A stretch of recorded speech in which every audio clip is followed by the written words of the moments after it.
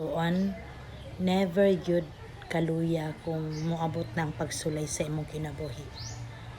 Karon nagatubang ka kasakit, kalisdanan, kawadon, usa pa ng mga problema nga nahasol ang imong kinatibuk-an. Na-stress ka, naguol ka. Ayaw pawala sa paglaom igsuon. Pasalamatan nato nang naataan ang mga butanga karon kay basin mo na itulay nasuod kay ta karon sa Ginoo kay magsige naman tag-ampo sampit naman ta kanunay sa balaang ngalan sa Ginoo. Mo nang laom gyud ayaw paghunahuna og negative. Every time nga maghunahuna kag negative, sayawa na. Kay kanang yawa ang itudlo niya nato kadaot. Tudloan ta sa yawa nga di ta mosalig sa Ginoo.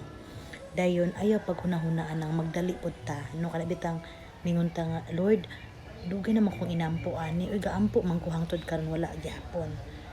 Pailob lang kay ang Dios namati ra man gyud na. Galing na alang gyud sukod ang tanan natong ampo. Bali na asya kuta ba nga moabot ta ng porsyento nga gi-record sa Dios nga siya ra po'y nasayod ang atong gipangayo iya ra yun ang igahatag. So kung wala pa man naabot paspasi ang ampo, no? Dasiga imong life matag adlaw nga dili ka maluya nga magampo kanunay.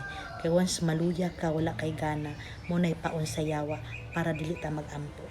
Mo nang laban lang jud igsuon. Hinumdumi nga ang lumba sa kinabuhi naay kinutuban. Kung magpadayon ta, maangkon jud nato ang kadaugan. Mo na kung gisulay ka man karon, ayaw isipa nga gisakit ka sa Dios, kun dili pinangga ka sa Ginoo. Gilig-on pa niya ang atong pagtuog pagsalig. God bless.